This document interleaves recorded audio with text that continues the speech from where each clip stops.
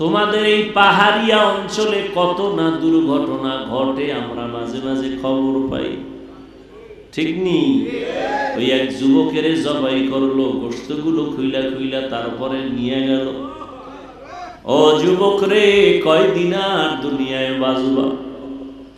ও আল্লাহর বান্দারা, আমরা টুপি পরলাম, নবীর মোহাব্বতে দাড়ি রাখলাম, নবীর আদর্শের কারণে জামা পরলাম, জীবনে স্কুলের বারান্দায় যাই নাই, কোনো সরকারি সার্টিফিকেট নাই।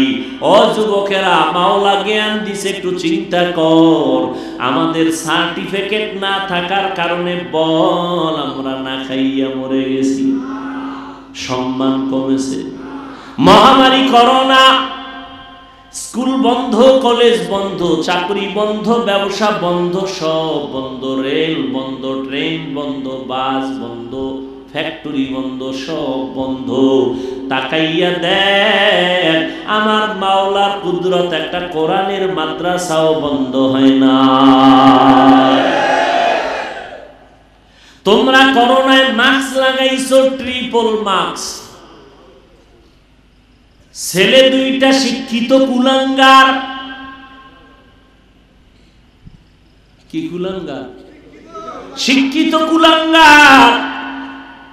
করোনায় বাবা মারা গেছে, টাকা দিয়া গরিবের কয় বাবার লাশটা রাস্তার পাশে ফালাইয়া দিয়া সরাতে।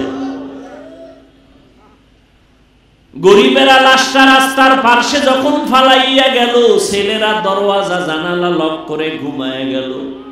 জানালা খুইলে একদিন দেখলো না বাবা, লাশটা কি কুত্তায় খাইলো নাকি কেউ জানাজা ভরাইলো।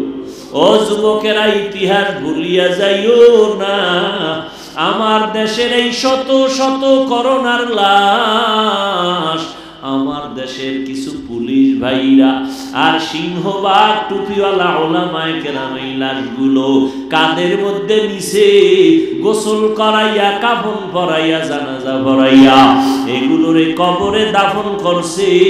একজন হুজুরেও করোনায় মরে না। ইহুদি বেঈমান সহ সারা দুনিয়ার বিধর্মীরা চায় কোরআনের আওয়াজ বন্ধ হয়ে যাক, কম তুফান আসে না ইসলামের উপরে। আমার নবীর উপরে কেমন তুফান! আমার নবী এত দামি নবী, এরপরও নবীরে খানা দেয় না, শিয়া আবু তালিবে গৃহবন্দী করেছে। আমার নবীরে পানিও দেয় না, পানির লাইন বন্ধ, খানার লাইন বন্ধ। আমার মায়ার নবী প্রায় 3 বছর পর্যন্ত শিয়া আবু তালিবে গৃহবন্দী হইয়া গাছের পাতা চিরা চিরা খায়, আমার নবীরে খানা পর্যন্ত দেয় না। ওই সময় নবীর দুঃখের সাথী ছিল আম্মা জান খাদিজা রাদিয়াল্লাহু আনহা, আরবের বড় ধনাঢ্য নারী, অনেক সুন্দরী, অনেক টাকার মালিক। তারপরে কারো কোনো স্কাল নাই, কারো কোনো চাপ নাই, কিন্তু রহমতের নবী পাহাড়ের পাদদেশে গাছের পাতা চিরা চিরা খায়, রে খানা দেয় না। আম্মা জান খাদিজাও গিয়া আমার নবীর মোহাব্বতে তিনিও পাশে বৈশা বৈশা দিন রাত্র কাটায় আর গাছের পাতা খায় আর কয়, আল্লাহ, আমার টাকা পয়সা থাকার পরও আমি তোমার হাবিবের মায়া ভুলি নাই। ও আল্লাহ, তুমিও আমারে ভুলিও না। এই জন্য আম্মা জান আয়েশা বলেন, আম্মা জান আয়েশা বলেন, আমি মাঝে মাঝে দেখতাম আমার মায়ার নবী আমার হুজরার মধ্যে বসে মাঝে মাঝে নবী গুনগুন করে কান্না করতেন। আমি ভয় পাইয়া যাইতাম, আমি বলতাম, নবী আপনি কেন কাঁদেন? আমি আয়েশা বেয়াদবি করছি নাকি? নবী বলে, আয়েশা তুমি বেয়াদবি করবা কেন? বলেন, ইয়া রাসূলুল্লাহ, আমার বয়স অনেক কম, 6 বছর বয়সে আপনার সাথে আমার বিয়া হয়েছে। কয় বছর? চিন্তা করেন কিছু। 6 বছর বয়সে নবীর সাথে বিয়া। কার সাথে? যুবকেরা লেখ বয়ে বয়ে লেখ, মাস্তানি তো করো, নাস্তিকদের সামনে যেন দাঁড়াইতে পারে, লেখ। আম্মা জান আয়েশার সাথে নবীর বিবিদের মধ্যে একমাত্র কুমারী বিবিকে আয়েশা। কয় বছর বয়সে বিয়ে হয়েছে? জুতার বাড়ি দিয়ে জিজ্ঞাসা করা দরকার ওই বেঈমানের বাচ্চাগুলোকে যারা রসুলের উপরে যৌবনের অপবাদ দেয়। এবার রসুলের যৌবনের তাড়নায় যদি বিয়ে করে তাহলে 6 বছর মাইয়া কি বিয়ে করছে রসুল? বেঈমান কোথাকার। 6 বছরের মেয়ের সাথে বিয়ে হয়, এটা যৌবনের কারণে? এটা যৌবনের কারণে? কথা বলো। কুলাঙ্গারের বাচ্চাগুলো, নাস্তিক বেঈমানগুলো আমার রসুলের বিবাহ নিয়ে এরপরে কলম ধরে। নবী বলে যৌবনের তাড়নায় বিয়ে করছে। রসুলের বিবিদের মধ্যে একমাত্র কুমারীকে, তার সাথে বিয়ে হয়েছে কয় বছর? আম্মা জানের বয়স কত? 6 বছরের মেয়ে বিয়ে করে যৌবনের কারণে? জুতার বাড়ি দিয়ে সাইজ করা দরকার এই বেয়াদবের গোষ্ঠীকে। আম্মা জান আয়েশা বলেন, ইয়া রাসূলুল্লাহ, 6 বছর বয়সে আপনার সাথে আমার বিয়া হলো। খেয়াল করো যুবকেরা, লেখা রাখো, একটু লেখো। আচ্ছা যদি নাই লিখতে পারো একটু খেয়াল করো, আর বাকি গুগলে গিয়ে সার্চ দিও, পাওয়া। সারা রাত্র আকামি করলি জীবন বল, মোবাইলটা লয়ে আজকে কিছু ভালো কাজ করিস। আম্মা জান আয়েশা বলেন 9 বছর, 6 বছরে বিয়া, 9 বছরে আমি আপনার ঘরে আসি। কয় বছর? আমাদের দেশে 9 বছরের মেয়েরা কি বালেগা হয়? নবীজি কিন্তু আম্মা জান বলেন আমি 9 বছরে আপনার ঘরে আসি। 18 বছর যখন আম্মা জানের বয়স, নবী তখন চলে গেলেন দুনিয়া ছেড়ে। এই যৌবনের তাড়না না? আমাদের দেশের বোনদের তো 18 বছরে বিয়েই হয় না, কি? আর আম্মা জানের 18 বছর যখন, তখন নবী বিদায় হয়ে চলে গেছেন। তাহলে নবীজির গর্জ করছেন কয় বছর? আম্মা জান 9 বছর বয়সে নবীর ঘরে আছেন, 18 বছর বয়সে নবী চলে গেছেন। নবীজির ঘরে ছিলেন কয় বছর? এটা যৌবনের তাড়না।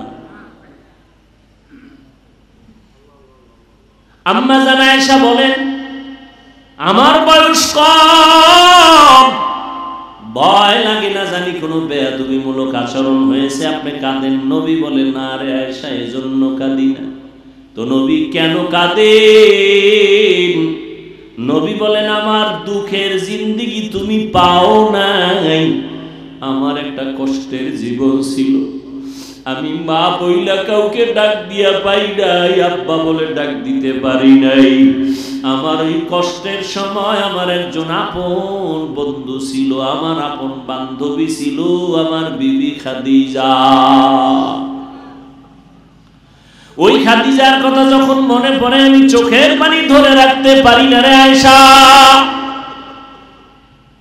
দীর্ঘ 40টা বছর আমি হেরা পাহাড়ে যাইয়া যাইয়া আল্লাহর ধ্যান করতাম, আর এই খাদিজা মহিলা মানুষ হেরা পাহাড়ের উপরে উঠা নিচে নাইমা আমার জন্য নাস্তা পৌঁছায় দিত। রাস্তা নাই, কিছুই নাই, এত কষ্ট খাদিজা করছে। যখন আমার আরবে কেউ আমার বন্ধু নাই, চতুর্পার্শ্ব থেকে আমাকে হত্যা করার ষড়যন্ত্র করে, ওই সময় খাদিজা তার জীবনের কামাই করা সব সম্পদগুলো আমারে হাদিয়া দিয়ে দিছে। অতএব আমি আয়েশার, ও আয়েশা যখন খাদিজার কথা মনে পড়ে চোখের পানি ধরে রাখতে পারি না। ও যুবক বাবারা, ও বৃদ্ধ বাবাজিরা, ও পর্দার আড়ালের আম্মা জানেরা, কয়দিন আর দুনিয়ায় বাঁচবে? আল্লাহর কাছে তওবা করে নেন রে বাবা। আল্লাহর আযাবের ভয় বড় ভয়ঙ্কর। আমার নবী যার কোনো গুনাহ নাই, আম্মা জান আয়েশা বলেন নবীরে দেখি আমার ঘরে আবার একদিন কান্না করেন। আমি বললাম নবী কাঁদেন কেন? নবী বলেন হাসরের ময়দানের ভয়ঙ্কর অবস্থার কথা মনে পড়েছে। আমার উম্মতের কি উপায় হবে এই চিন্তায় আমি কান্না করতেছি। ও নবী কি উপায় হবে, কেমন হবে হাসরের ময়দানের ভয়ঙ্কর অবস্থা? নবী বলেন আয়েশা এই জমিনটা হবে হাসরের মাঠ, আর এই জমিন মানুষগুলো উলঙ্গ নারী পুরুষ আল্লাহর আদালতে দাঁড়াবে। সূর্যটা মাথার উপরে চলে আসবে, সূর্যের গরমে মাটির জমিনটা তামা হয়ে যাবে। অন্যদিকে জাহান্নামের আওয়াজ, জাহান্নামের আওয়াজে হাসরের ময়দানটা থরথর করে কেঁপে উঠবে। ওদিকে আমার আল্লাহ রাগান্বিত আওয়াজ দিবেন, লিমানিল মুলকুল ইয়াউম লিল্লাহিল ওয়াহিদিল কাহ্হার। আমার আল্লাহ এমন রাগান্বিত আওয়াজ দিবেন, সাথে সাথে হাসরের মানুষগুলো বেহুশ হয়ে যাবে। নবীদের কোনো গুনাহ নাই, তারাও কান্না শুরু করবেন। আদম নবী কাঁদবেন, মুসা নবী কান্না করবেন, ঈসা নবী কান্না করবেন, ইব্রাহিম নবী কান্না করবেন। উম্মতেরা পাগলের মতো দৌড়াবে, নবীদের কাছে কেউ সুপারিশ আর করবে না। ঘুরতে ঘুরতে উম্মতগুলো শেষ পর্যন্ত ওরা আমাকে তালাশ করবে। আম্মা জানায় বলে, নবী আপনাকে কোথায়? তখন উম্মতেরা পাবে। নবী বলেন, আয়েশা, সবাই যখন কান্নায় বিভোর, আমি তখন আমার মাওলা পাকের কুদরতের সামনে মাকামে মাহমুদে সিজদায় পড়ে কান্না করব। আদম নবী কাঁদবেন, আল্লাহ আমারে বাঁচাও। মুসা নবী কাঁদবেন নিজেকে বাঁচানোর চিন্তায়, ঈসা নবী কাঁদবেন নিজের বাঁচার চিন্তায়। আমি মুহাম্মদ এমন কান্না দিব, একবারও বলবো না আল্লাহ আমারে বাঁচাও, আমাকে বাঁচাও। আমি বারবার বলবো আমার উম্মতেরে বাঁচাও, আমার উম্মত গুলোরে বাঁচাও। আমার একটা উম্মত যেন জাহান্নামে না যায়। আমার কান্না যখন শুরু হবে, আল্লাহ বলবেন, নবী আপনি উঠান, আপনার উম্মত গুলো ধরে ধরে জান্নাতের পথে বাছাই করে নিয়ে যান। নবী তখন আপনি কি করবেন? নবী বলেন আয়েশা, আমি তখন খুশি মনে আমার উম্মত গুলো বাছাই করিয়া হাউজে কাউসারের কিনারায় নিয়ে লাইনে দাঁড় করাইয়া আমি নিজের হাতে আমার মায়ার উম্মতের কাউসারের পানি পান করাবো। আল্লাহ আম্মা জান বলেন, ইয়া রাসূলুল্লাহ, হাসরের ময়দানে কোটি কোটি কোটি হাজার কোটি মানুষ, মুসা নবীর উম্মত, ঈসা নবীর উম্মত, ইব্রাহিম নবীর উম্মত, আপনার উম্মত কেমনে চিনবেন? আল্লাহর নবী বলেন, আয়েশা, হাসরের ময়দানে আমার উম্মত যারা দুনিয়াতে 5 বেলার নামাজ ওযু বানাইয়া পড়তো, ওদের ওযুর জায়গাগুলো নূরের আলোতে ঝলমল করতে থাকবে। আমি নবী দেখে দেখে ধরিয়া জান্নাতের দিকে নিয়ে যাব। কাউসারের পানি আমি এক পেয়ালা করে আমার উম্মতের দিব। এমন মজার পানি, উম্মতেরা পিপাসায় ছটফট করবে। একবার যদি আমার হাতের কাউসারের পানি একবার কেউ পান করে, আর কখনো তার পিপাসা লাগবে না।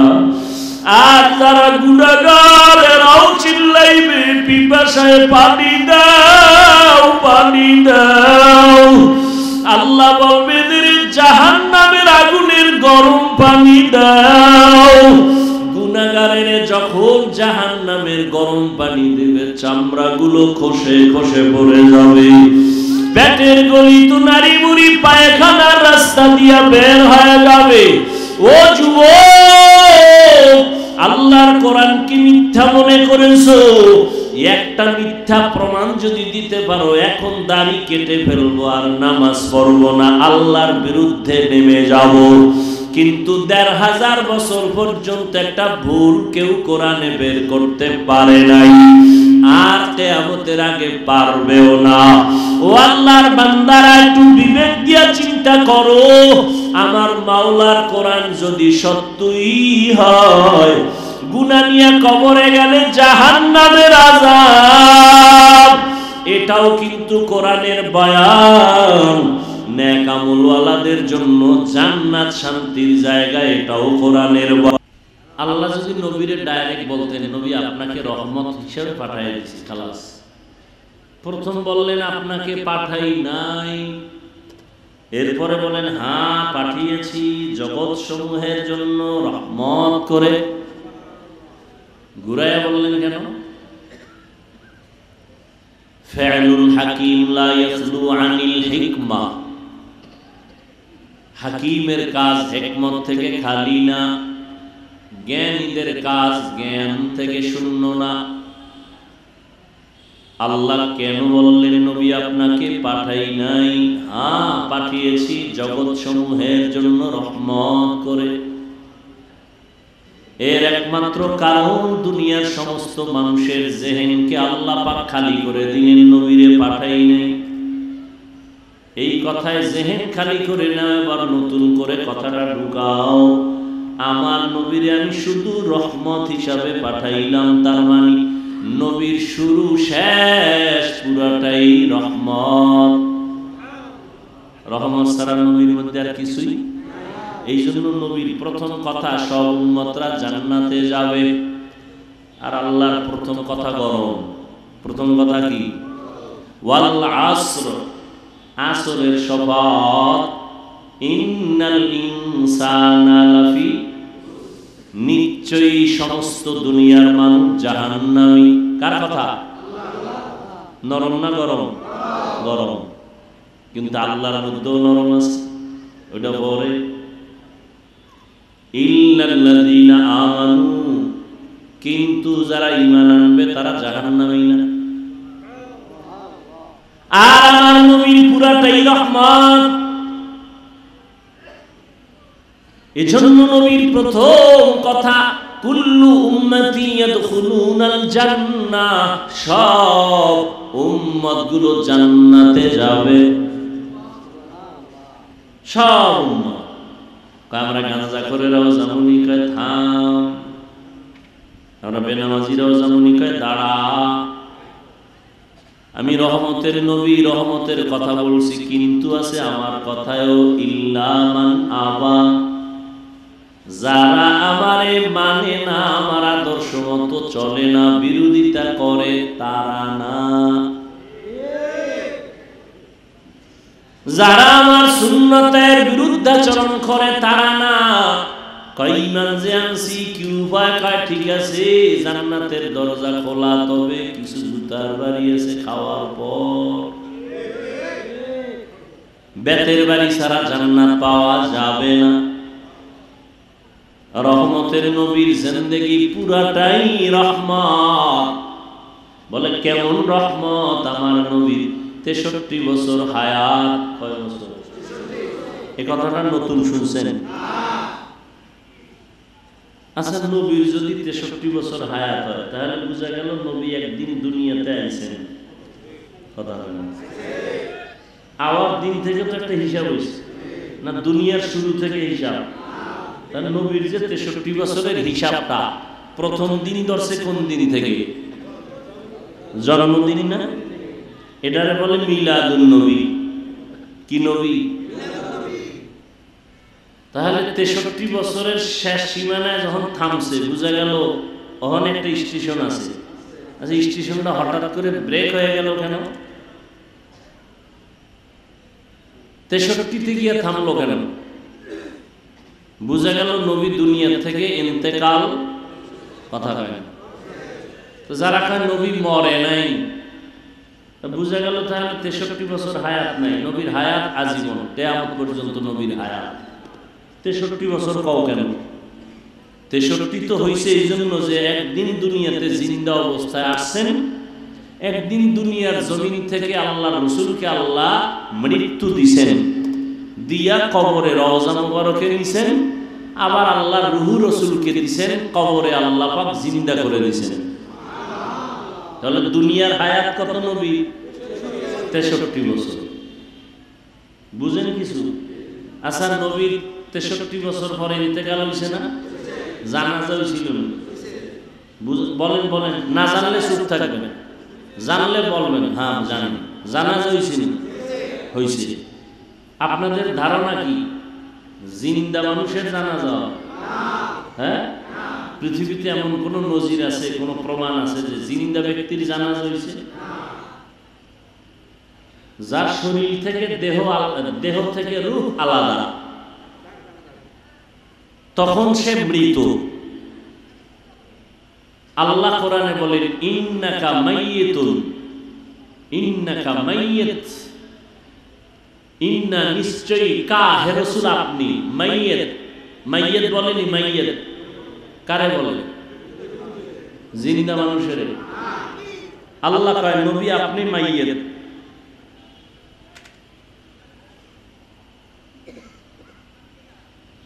হুদা পেস লাগাইব, ঝগড়া করব, ফেতনা ছড়াইব, নবী মরে নাই, কারা কইছে মরে গেছে, এলে কিলাকিলি বাজাও, সালাম দিবা না, আত্মীয়তা করবা না, কত বাজে কথা। মানুষ নামাজ পড়ে না, এ নিয়ে কোনো বয়ান নেই।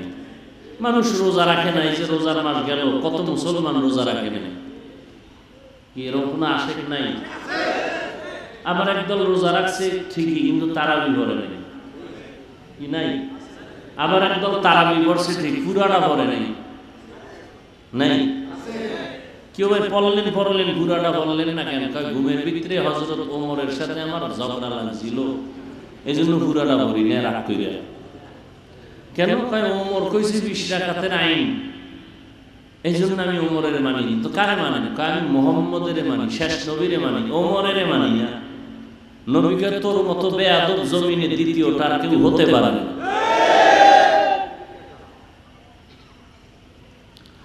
আল্লাহ, এই যে এখানে এত মানুষ,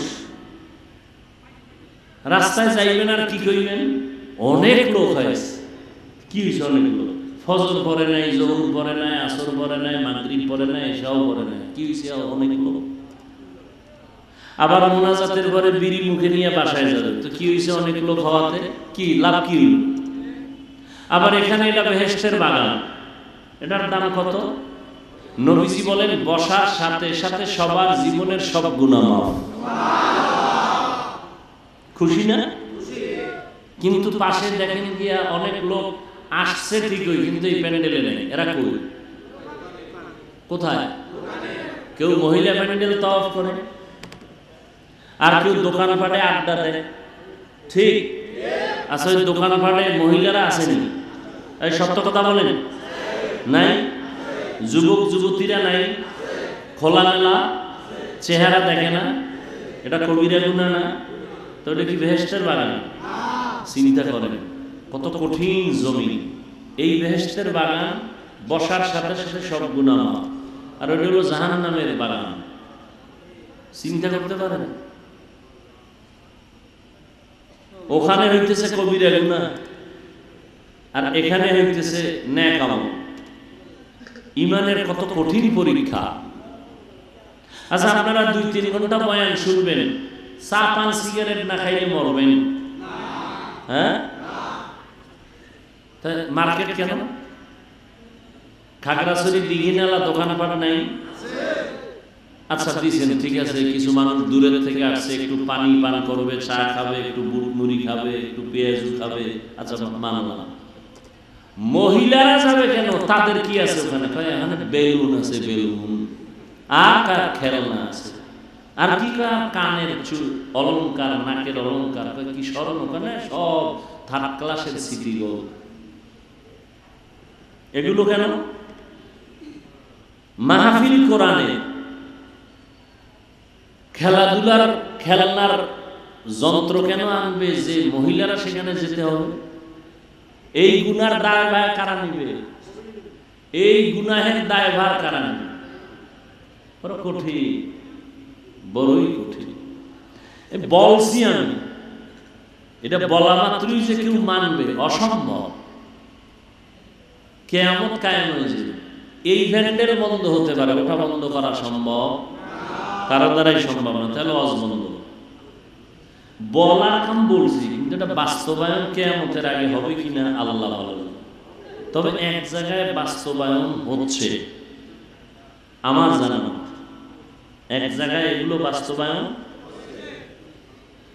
হলে তো শান্তি গরম হয়ে যাবে, কারণ অন্তরের মধ্যে হিংসা ভরা। হ্যাঁ, 3.5 দিন, কয়দিন? সরমনের বিশাল গণজমায়েত, মানুষ সব গাড়ি লয়ে আছে, খানা খায়, জিকির করে, নামাজ পড়ে। এই 3.5 দিনের মধ্যে একটা মহিলা কেন, একটা মেয়ে বাচ্চাকেও কেউ দেখবে না। খেলনার কোনো দোকান নাই, হাজার হাজার দোকান আছে, একটা খেলনার দোকান নেই, বিড়ি সিগারেটের দোকান নাই। দ্বিতীয় আর একটা জায়গা আছে কিনা দেখাও। বলে গেলাম, আমি কোনো হিসাবের দালালি করি না, আমি বয়ান করি সুন্নতের, তবে ভালোটাকে ভালো বলবো, এটাই মুমিনের চরিত্র। কি এটা মুমিনের আদর্শ। তো কি কথা বলতেছিলাম, রসুলের পুরোটাই কি রহমত। কেমন? নবীর 63 বছর হায়াত। কেমন আমার মায়ার নবী? বলেন এই 63 বছর হায়াতের কোন একটা মুহূর্তে নবী জীবনেও একটা মিথ্যা কথা বলেননি, পুরাটাই রহমত। কেমন মায়ার নবী আমার! নবীর সামনে দাঁড়াইয়া দুশমন ইহুদিরা হাজারো ভাষায়, অকথ্য ভাষায় নবীরে খামোখা গালি দেয় নবীর সামনে দাঁড়ায়া, কিন্তু নবী জিন্দেগিতে একটা গালির জবাবও দেন নাই।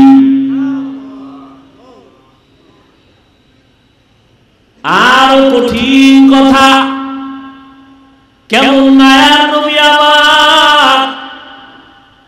যেই নবী জিন্দেগিতে কোনদিন এক মুহূর্তের জন্য দুটো চোখ গরম করে কারো দিকে তাকান নাই, চোখ গরম করে তাকান নাই। এই উম্মত, নবী কই তুমি কই? আহ, ও গো নবীর উম্মতেরা,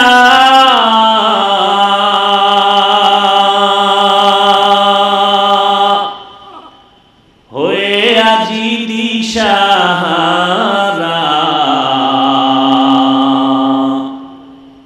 কোরআন হাদিসের চলো যখন যাহা চাই মনে, নবী বিনে কে দাঁড়াবে পুরসিরাত মিজানে, নবী বিনে কে দাঁড়াবে পুরসিরাত মিজানে, উম্মতের কান্ডারি নবী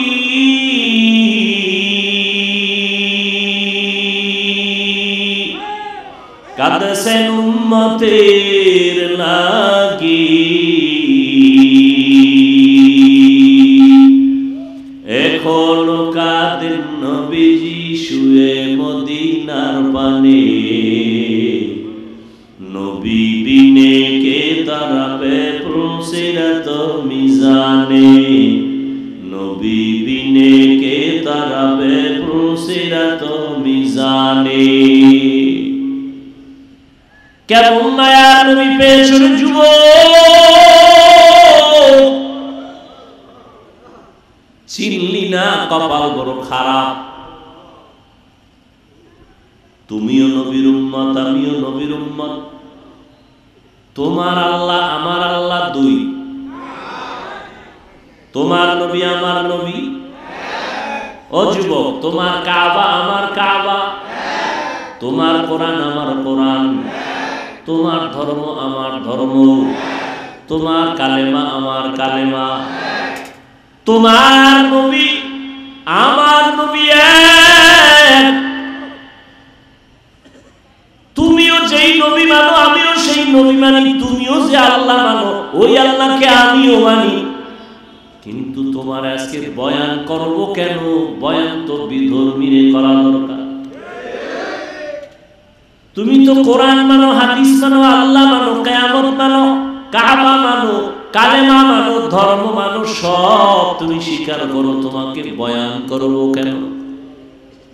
বয়ান করব এই পাহাড়ি অঞ্চলের মধ্যে যারা মুসলমানদের উপরে মৃদু আঘাত করে ঈমানের উপরে, তাদের কাছে বয়ান করব। খ্রিস্টানদের গির্জায় গিয়া বয়ান করব, হিন্দুদের মন্দিরে গিয়া বয়ান করব।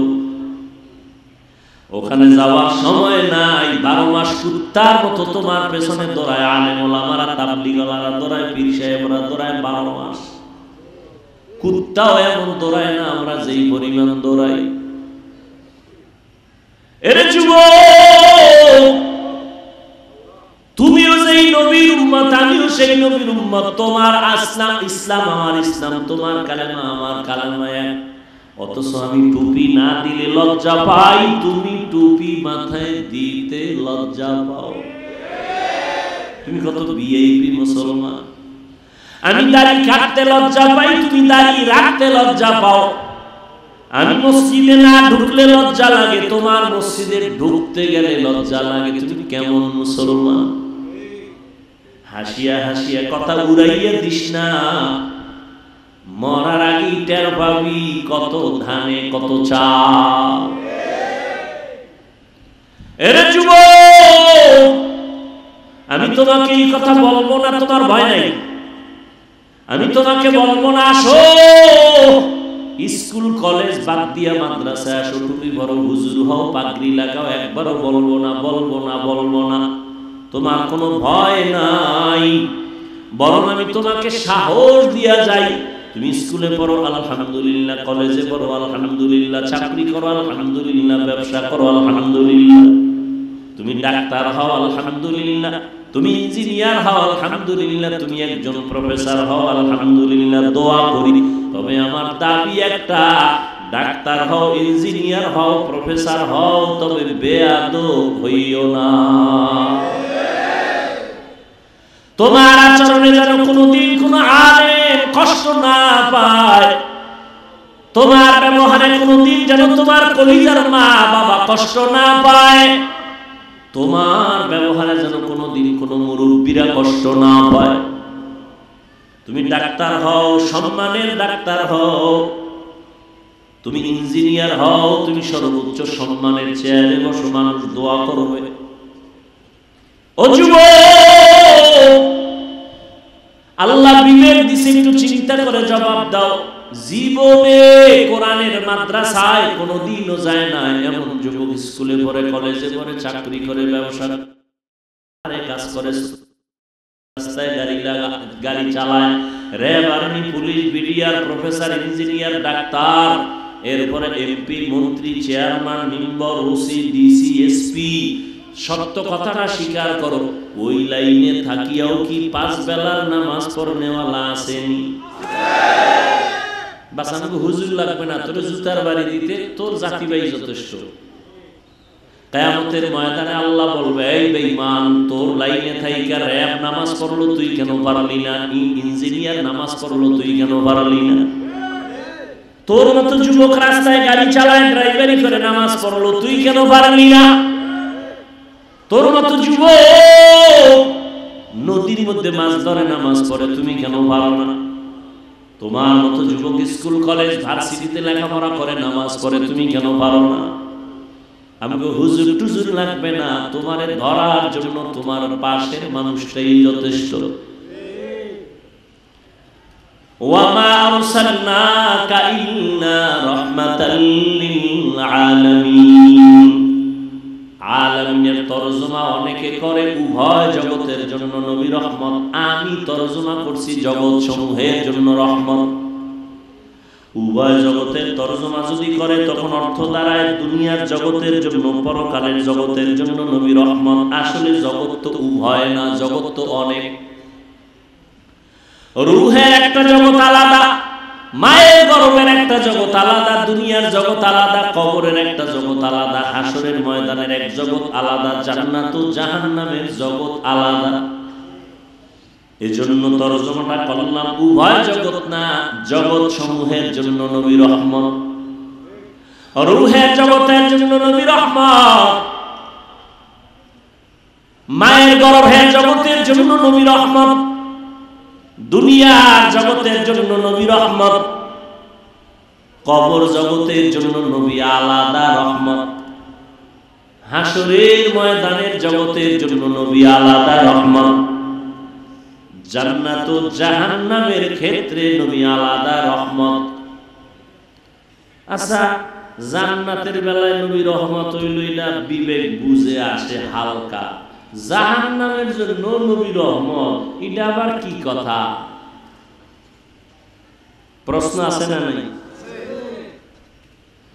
জবাব দেওয়ার সুযোগ আজকে নাই। রুহের জগতের জন্য নবী কেমনে রহমত, ভিন্ন আলোচনা। দুনিয়ার জগতের জন্য নবী কেমনে রহমত, ভিন্ন আলোচনা।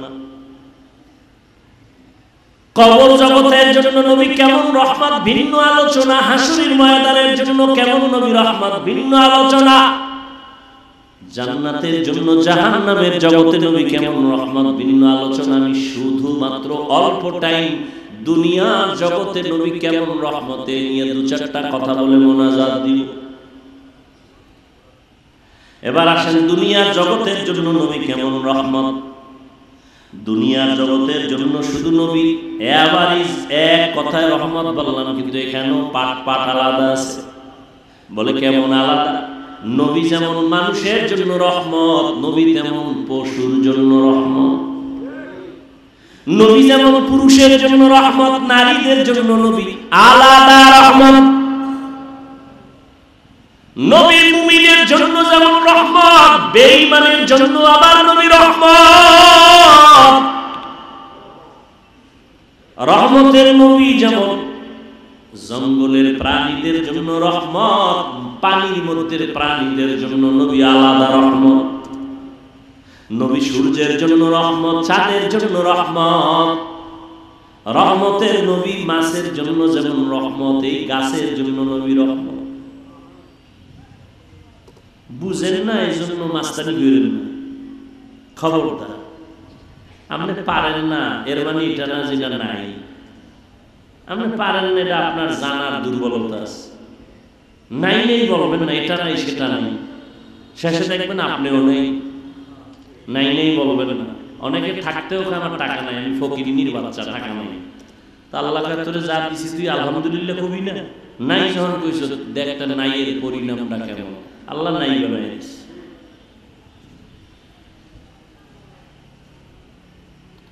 রহমতের নবী জমিনের প্রাণীদের জন্য যেমন রহমত, উড়ন্ত পাখিদের জন্য নবী রহমত, গর্তের পিপিলিকার জন্য নবী রহমত। দুনিয়ার জগৎ এমন একটা মুহূর্ত চলতেছে, ঈসা নবী নাই, মুসা নবী নাই, মুহাম্মদ নবী আসবেন বহুদিন পর, মাঝখানে কেউ নাই, মুরব্বী নাই।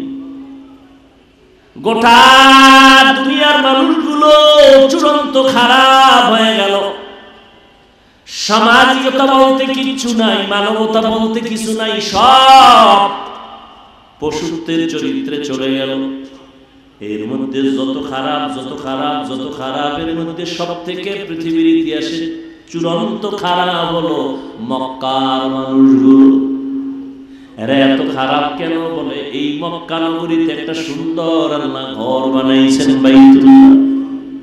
এমন একটা ঘর যে ঘরটার দিকে শুধু তাকায় থাকলে আমলনামায় সওয়াব। এই এলাকার মানুষগুলো এতটাই খারাপ, এতটাই লম্পট, এতটাই চরিত্রহীন। এই বাইতুল্লাহ যার দিকে তাকায় থাকলে সওয়াব। এই ঘরটার চারদিকে মক্কার মানুষ উলঙ্গ হইয়া নারী পুরুষ একসাথে ঘুরে আর তাওয়াফ করে। কি মনে হয় ভালো মানুষ? হ্যাঁ, এই মক্কার মানুষ এত খারাপ। কন্যা সন্তানদের পছন্দ করে না, বিধবা নারীদের পছন্দ করে না। কন্যা হলেই বাবার মাথা গরম। নিজ বাবা নিজ কন্যা সন্তানটাকে পাথর চাপা দিয়ে মেরে ফেলে জানতো। কত খারাপ! আমাদের বর্তমান দুনিয়াটাও একেবারে যে কম খারাপ তা না। আমগো বর্তমানেও কিছু কুলাঙ্গারের বাচ্চা আছে জমিনের মধ্যে, ছেলে হইলে খুশি হয়, মাইয়া হইলে বউরে গালি দেয়। কুলাঙ্গার নাই, নিকৃষ্ট কুলাঙ্গার। কামাইয়া হলো কেন? বউরে জিগায়, বউ কি করছে? তোমার দেওয়া জিনিসটা বউ আমানত রাখছে, বউরে পুরস্কার দাও। দিছো তুমি, তো দোষ হইলে তোমার, বউর কি দোষ? তুমি বউয়ের হাতে একটা জিনিস দিলা যে এটা রাইখা দাও। এখন তুমি কি স্বর্ণ দিছো না সিটি গোল্ড দিছো, এটা তো তোমার বিষয়। বউ রাইখা দিছে, চোরে টোরে নেয় না, এটা হেফাজত করছে। এখন পরে যদি ধরা পড়ে যে তুমি স্বর্ণের নামে সিটি গোল দিছো, তো জুতার বাড়ি তো তোমাকে দেওয়া লাগবে, বড় দোষ কি? আল্লাহ কারো দোষ না, সব ক্ষমতার মালিককে। লিল্লাহি মুলকুস সামাওয়াতি ওয়াল আরদ ইয়াহাবু লিমান ইয়াশাউ ইনাসাও ওয়া ইয়াহাবু লিমান ইয়াশাউ যুকুর আও ইউযাওবিজুহুম যুকরানা ওয়া ইনাসা ওয়া ইয়াজআলু মান ইয়াশাউ আকিমা ইন্নাহু আলিমুন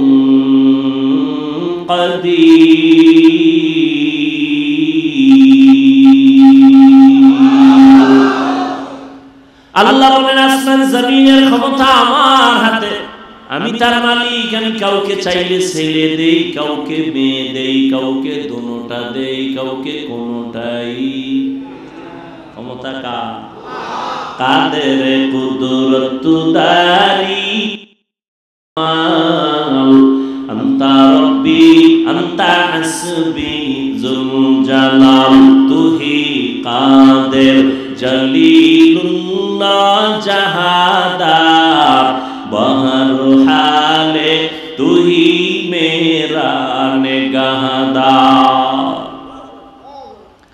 এরে আল্লাহর বান্দারা, রহমতের নবী এই জায়গায় আছেন। চূড়ান্ত খারাপ মানুষ, খাগড়াছড়ি এলাকার মধ্যে এরকম কোন চরিত্রহীন মানুষের আড্ডা কোন জায়গায় আসেনি? নাই? এলাকার হুজুরেরা সব এক হয়ে গেছে।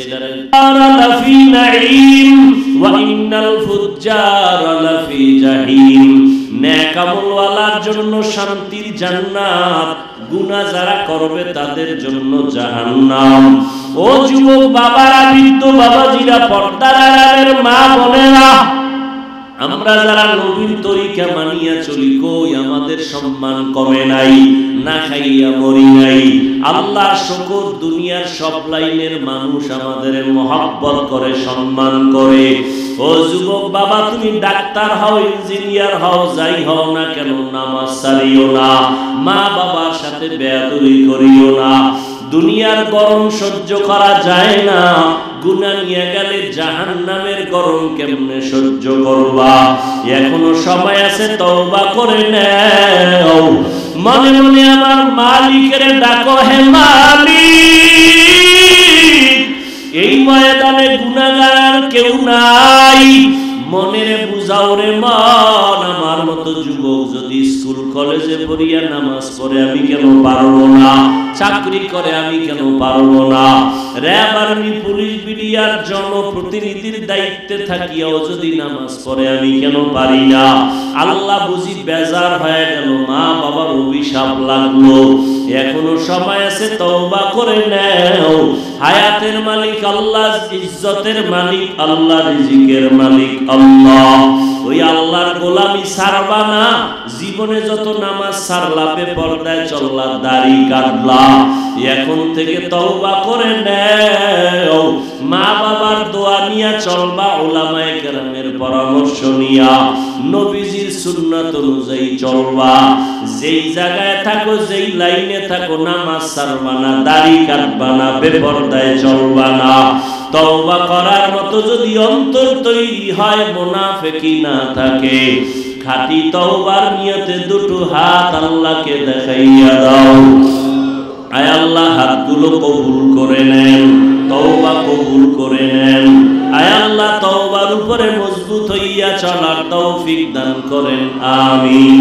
আলহামদুলিল্লাহি রাব্বিল আলামিন, والصلاة والسلام على سيد الأنبياء والمرسلين وعلى آله وأصحابه أجمعين. يا أرحم الراحمين، يا أرحم الراحمين، يا أرحم الراحمين.